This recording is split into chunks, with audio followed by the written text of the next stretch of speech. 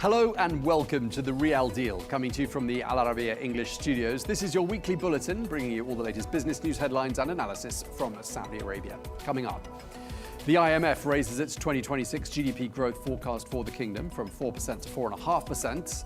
This as the government urges more efficiency in spending.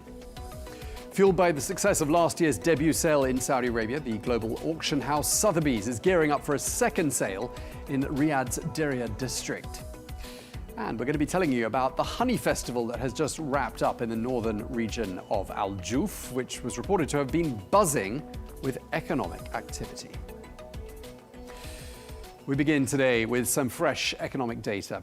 Now, thanks to Saudi Arabia's robust non-oil economy, the IMF has raised its 2026 GDP growth forecast for the kingdom from 4% to 4.5%. Well, in Q3, the economy grew 5%. That is the fastest pace since 2023.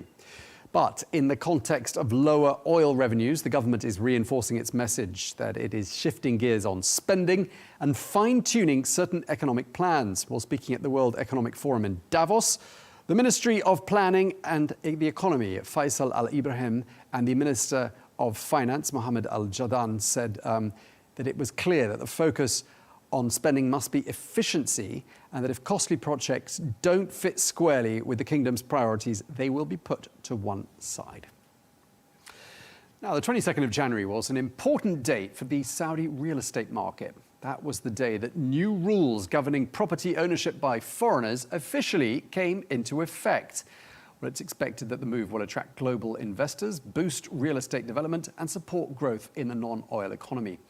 Well, the Real Estate General Authority has outlined those rules, which vary for foreign residents, non-residents, and overseas companies. We're going to talk about that and another piece of new legislation, namely the liberalization of rules about foreign investment in Saudi stocks. Well, we're going to speak now to Omar Ahmed Bahlaiwa, who is the president of Optimum Business Consulting Bureau, who advises and guides local companies and FDIs in the kingdom. Thanks so much for joining us from Riyadh. I want to talk about that new legislation that I was just mentioning there. Saudi Arabia opening the stock market to foreign investors as of the 1st of February. Could you just start by putting that in perspective for us? How significant is this move, in your opinion? The market is huge. We are the largest market in the Middle East compared to any other country in the Middle East. We are as big as 3 or 4 countries altogether. At the same time, the companies in the Atasi market are in the capital market are really good companies. We've been experiencing lots of processing in the last 3 or 4 decades. Some big companies joined the Atasi, like the biggest oil company in the world, Aramco. In addition, of course, of the Saudi banks, financial institutions, health institutions, etc. So the market will be open widely for investors to come and buy shares, invest in these companies, acquire some shares, and either on small or medium or as much as 100%. So the opportunities are very good. And the timing, Tom, the timing is excellent. I mean, for any investor to come at this time, this is the time for buying shares in Saudi Arabia. Okay, thanks for that. We're going to come on to the topic of deregulation for foreign property owners in just a moment. But let's just stay on the macroeconomic picture in Saudi Arabia for a bit longer. What would you say are the main indicators at this moment? And what do they tell us about the overall health of the Saudi economy? We are the largest economy in the Middle East with an overall GDP of $1.250 trillion. So we are large and we're by large the biggest country in terms of economy. And on the other side, we are a vibrant economy as well. So the future is massive. We have the Vision 2030 up to 2030. But in Davos, these days, most of the leaders of Saudi Arabia are talking about 2040 and 2050. They're talking about the beginning of the second stage of developments in Saudi Arabia. In addition, we have lots of activities coming in the short and medium term, like Expo 2030, World Cup in 2034, and 2027 we have Asia Cup. Also, the openness of tourism, the mining industry on the other side, the AI and technology development on the other side. Also, we have opened another wide investment sector in the health industry. So you're talking about massive opportunities in the country, and we are, as I say, the vibrant society and our vibrant business. So the massive or the progress of development and investments in Saudi Arabia is unstoppable. Okay, now moving on to that other big announcement that, as I said earlier, has just been made. Now, this deregulation regarding foreign property ownership. How significant is that, do you think? Real estate industry is the largest industry after oil in Saudi Arabia. And most of the investments that are coming now on a massive and large scale, even mega scale, are in real estate. For an example, PIF is investing in many sectors of real estate, like in the tourism in Amala and Red Sea, and the gate of Jeddah, Mecca Road. Also in Neom, that's another well-known real estate development project. In addition to the southern part and central part of Saudi Arabia, residential houses, we're talking now, even now we have what's so-called Trump palaces. That's another huge project coming for the elite and worldwide, whoever wants to buy a very special resident in a very special area with lots of facilities. That's such an example of projects in real estate. So as I said, the real estate is the second largest industry in Saudi Arabia, and it is coming massively. So opening that sector for foreign investors is another I would say trend of Saudi Arabia to open the country for the world.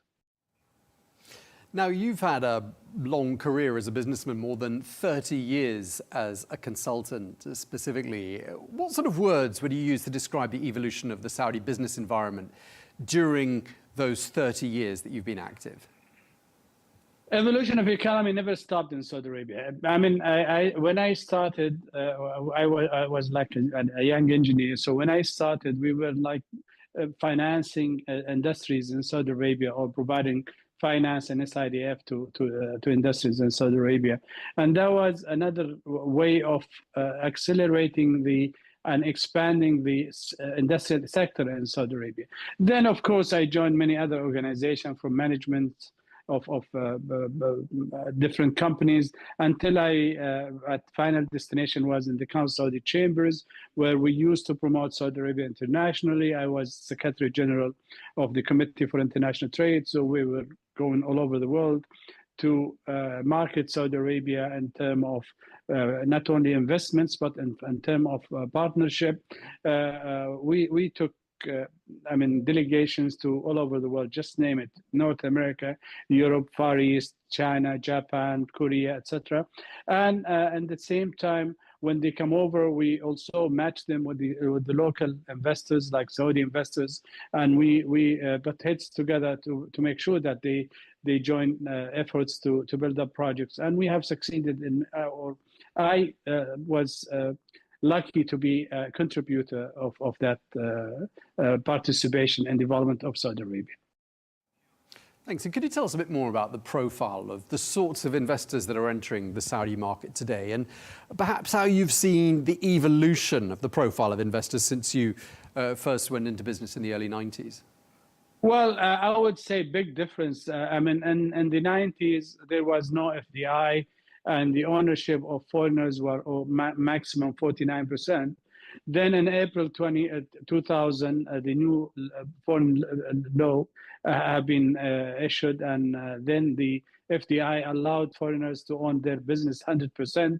not only own it, but also they can they have lot like soft tax tax exemptions. Also, they can get loans from financial institutions like government loans. Also, they can get or lease land for long term. They could also own their own real estate and major cities like Riyadh, Jeddah, and Eastern Province. In addition to many other processing, like they have their own visas. They can have their own families. They can sponsor their own families. And now with the no changes and no reformation of the laws and of Saudi Arabia, now foreigners can come over and can be treated as a Saudi in terms of everything, with the special visa, with the special resident permit, in addition to, of course, the real estate, practicing, bringing their family. And we have elaborated the society so they can live among Saudis. And I'm sure, Tom, you visited Saudi Arabia and you've seen the massive change that took place from 2018 up to date. We ourselves couldn't believe it, and we cannot catch up with these changes in the country. Yeah, absolutely. And we've seen that firsthand in every edition of the Riyal Deal. We talk more about it. Is there anything that, as a consultant who's helping some of these foreign investors find their way into the market and navigate the business landscape, are you seeing any mistakes that foreigners make over and over again when they try to break into the market? Well, I would say the major mistake is the stereotype concept or perception of foreign investors about Saudi Arabia.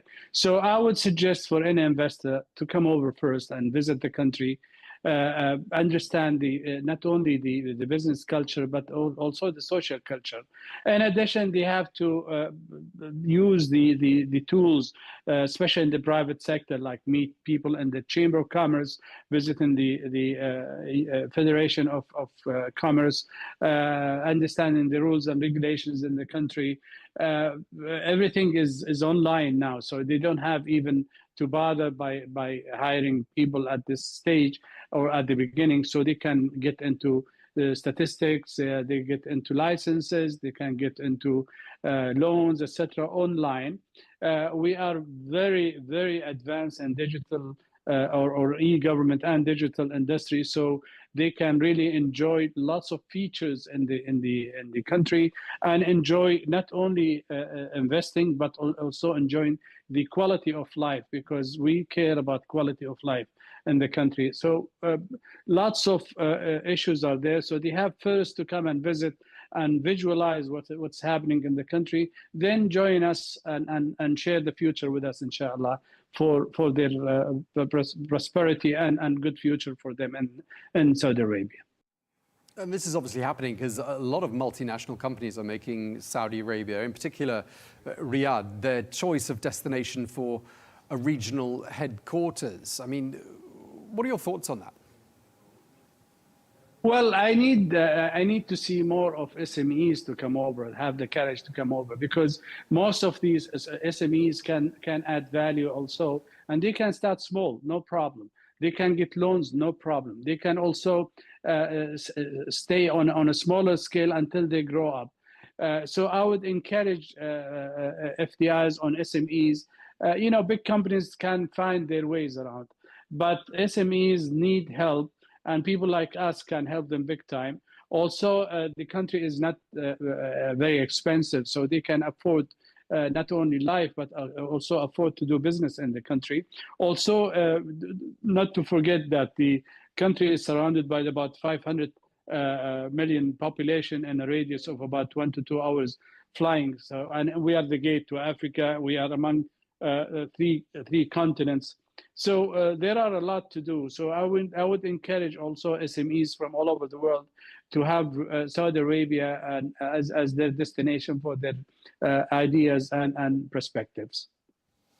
Now, you mentioned a couple of the sectors you've seen leading the huge transformation there in Saudi Arabia, and you said some of them at the beginning. I mean, which sectors do you think hold the most potential during the next decade? I would say mining industry, because mining industry is big. You're talking about $2.8 trillion. Worth of mining in Saudi Arabia, and if you put 3 or 4 folds on that will go up to about let's say $15 trillion worth of business in the next 2 or 3 decades. So mining industry is a very, very potential sector. However, other sectors like AI, Internet of Things, tourism is another massive, and it's just we've explored the tourism only 6-7 years ago, and the massive volume of tourism in the country, especially the religion or religious tourism. Like we have the 2 holy mosques of Mecca and Medina, and that will attract 1.5 billion population in the Islamic world. So whoever has a concept of tourism, that's another fertile field for him to come and invest in that field. In addition, as I say, to education, health industry. Well, there are a lot. I mean, I cannot just brief them in a course of about a few minutes. Fair enough. Lots to talk about. Anyway, we're just bringing this conversation to an end. Lots is changing. Any sort of parting message for our viewers? Well, I always say, and always wherever I go worldwide, I say, come and share future with us. We have a young population, hospitable nation. We have a warm weather. We have nice industries. We have very nice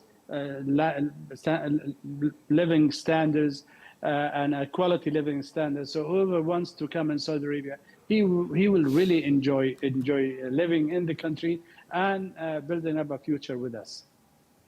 All right. Well, thank you very much indeed, Omar Ahmed Bahlaiwa, President of the Optimum Business Consulting Bureau. We really appreciate that parting message, and we really appreciate you talking to us today. Thank you. Thank you, Tom. Thank you. Appreciate it. Let's get a quick check of some of the other stories from the week. Saudi Aramco says it expects bigger than forecast financial gains thanks to artificial intelligence. Well, speaking at the World Economic Forum in Davos, the company's chief executive, Amin Nasser, said that AI and advanced technology could have delivered up to $5 billion in value during the year 2025. Well, the gains come from lower drilling and maintenance costs, improved productivity, and smarter use of data across oil and gas operations. Fresh figures show that Saudi Arabia's crude oil exports are climbing to their highest level in more than 2.5 years, reaching more than 7.3 million barrels per day in November. Well, at the same time, the kingdom's oil output hit its strongest level since April 2023, underscoring Saudi Arabia's continuing role as a leading global oil supplier. The Public Investment Fund has raised $2 billion in its first global sukuk sale of the year. The 10-year Islamic bond drew substantial demand from investors. Well, the PIF is tasked with executing the kingdom's economic transformation plan, Vision 2030. And Saudi Arabia and the US have held the 9th edition of their Trade and Investment Council in Riyadh. The meeting reviewed 31 joint and national initiatives across multiple sectors. Officials there discussed ways to strengthen bilateral economic cooperation. Now, in February of last year, Sotheby's held its first ever auction in Saudi Arabia, clocking up more than $17 million in sales. Well, on the 31st of January of this year, the International Auction House is holding a second sale, which will be in Riyadh's Diriyah district. Well, the event coincides with the opening of the Diriyah Contemporary Art Biennale, and ahead of the auction, Sotheby's has been displaying what it called the most important Rembrandt drawing to appear at auction in 50 years. Young Lion Resting, which you can see there on your screens, was on public view last week there in Diriyah. Well, that 17th century drawing is going to go under the hammer at Sotheby's in New York next month. Well, we're joined now by Ashkan Baghestani, who is Sotheby's Head of Sale and Contemporary Art Specialist, who joins us now from Riyadh. Thank you very much indeed for taking the time to speak to us, Ashkan. Just tell us a bit about what's coming up with this next auction. Hi, Tom. Thank you for having me. I'm glad to be here with you. So this is our second edition, Origins 2. After the success of our first one in 2025, as you mentioned, we wanted to bring an even better and bigger sale.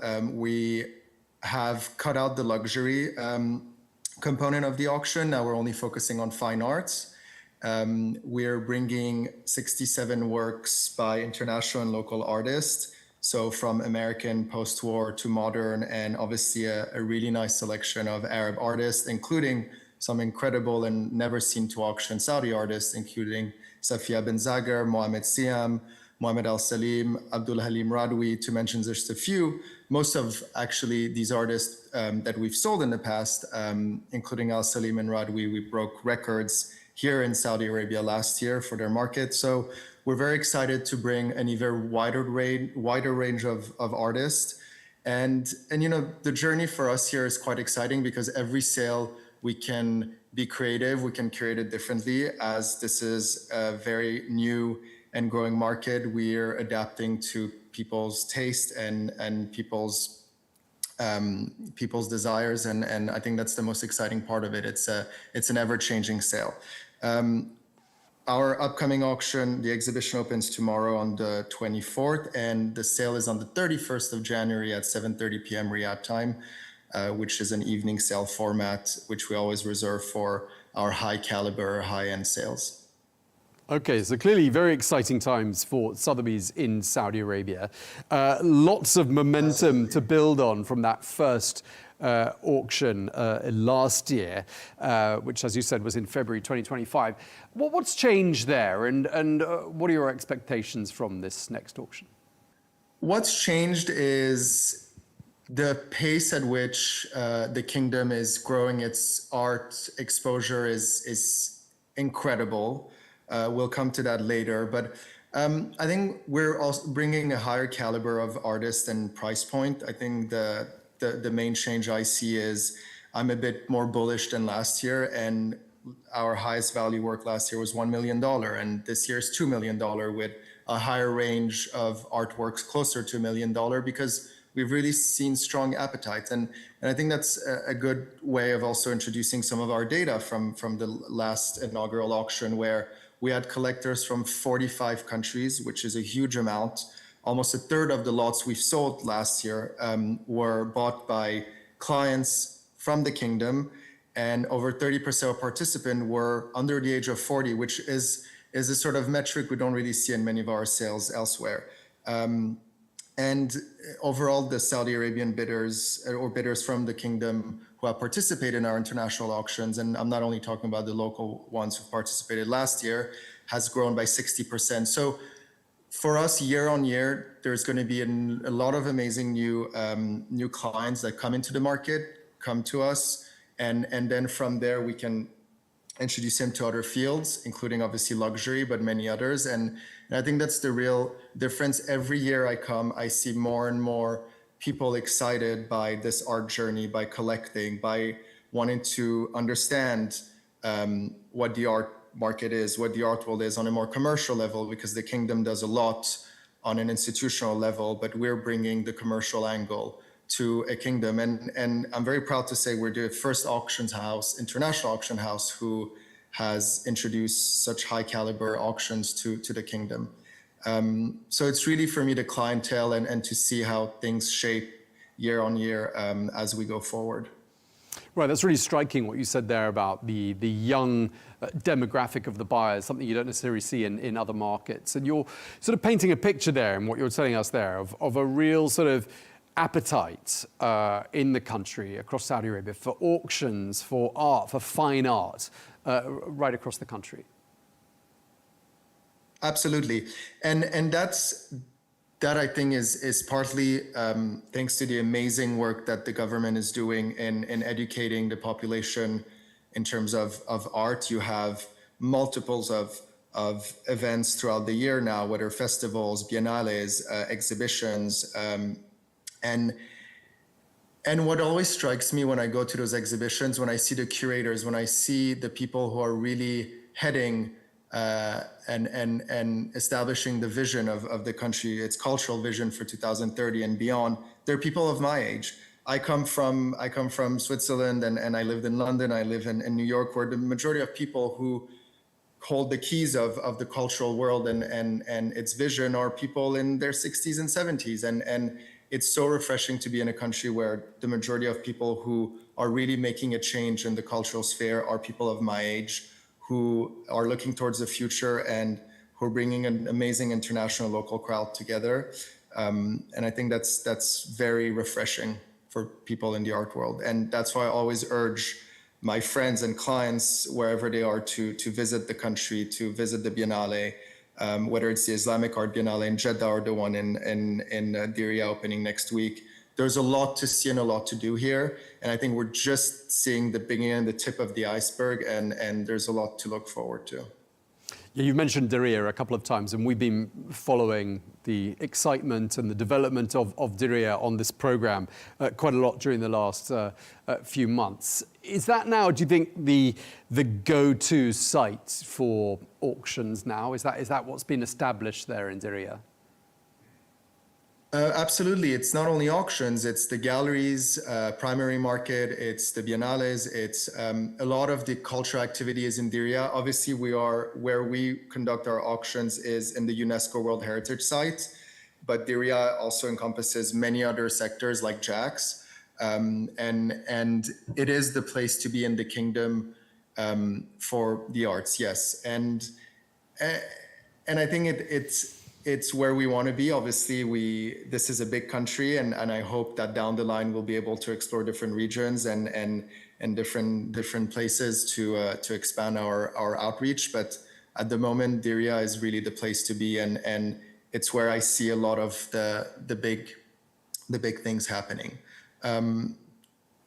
Again, this is just the beginning, and there's a mega project happening in Diriyah where they're building so much infrastructure, but overall, in the country, in the last few years, the country's spending 21 billion in various cultural infrastructures, from museums to galleries to venues and large-scale culture events, which is a very, very bullish number and shows the amount of investment and energy and resources that are going into the cultural world. And we want to be part of that vision. We want to be part of the ecosystem.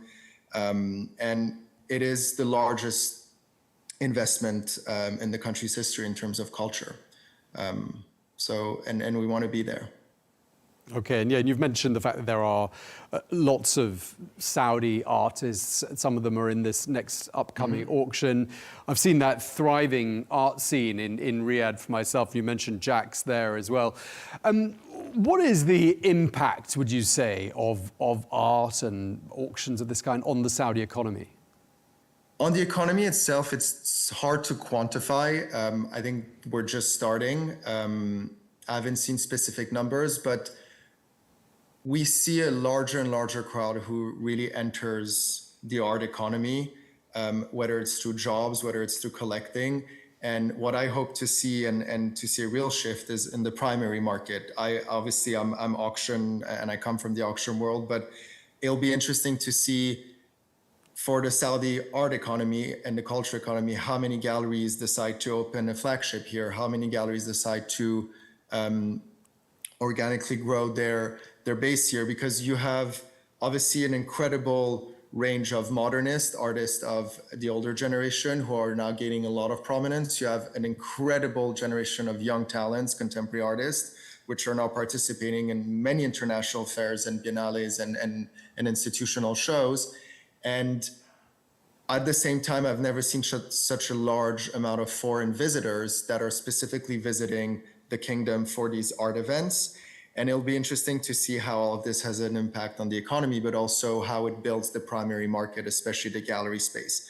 The galleries are at the forefront in creating an ecosystem to fund artist studios and fund artist expansions and their portfolio and their exposure to the local clientele, but also international ones. and it'll be interesting to see how the country expands its reach to a wider audience and not stay too regional. And that's a very exciting part of, again, the journey. Right, and you mentioned this ecosystem, and clearly, Sotheby's is there, you're holding a second auction, and I'm just wondering what the benefits are of that sort of thriving ecosystem to the artists themselves. The first, I think, main benefit is, and taking off my commercial hat, is exposure. Don't forget, we're an international company. Our catalogs go to international collectors worldwide. Our website is visited by 1,000 visitors every day, more that are global. It gives exposure to these artists, to our clients who've sometimes never heard of them, who haven't traveled to the region. So I think on one side, the exposure is great. On the other side, price points. We every year see record-breaking sales at auction because we are public, whether it's with us or our competitors. And you see every year the benchmark is just growing and growing. And every year we break records for the older generation of artists, the modernists, as we call them, the pioneers from the 60s onwards. And when I started my career, you wouldn't see a single Saudi artist on the auction blocks. And then in 2017, 16-17, we were the first auction house to introduce a wide range of Saudi artists. And a lot of the prices were under $100,000. And now consistently every year we exceed those prices by far, where last year we broke a record for Abdul Halim Radwi, $250,000 plus. We're still hold the record for Al Salim, close to $1 million.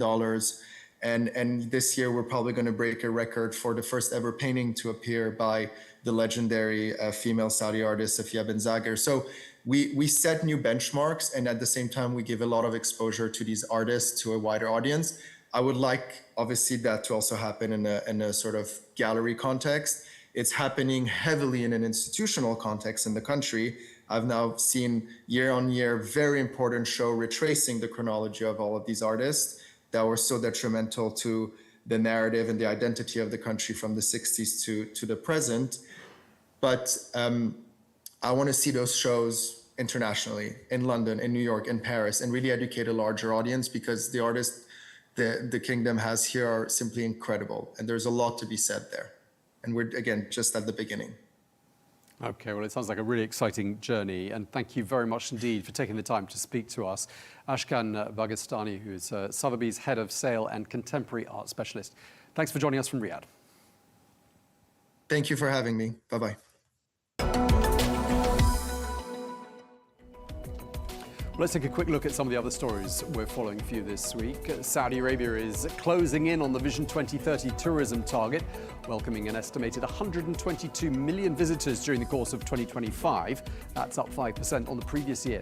Well, the 2030 target is 150 million annual visitors. Well, tourism spending is also up to 300 billion riyals, highlighting the sector's growing role in the economy.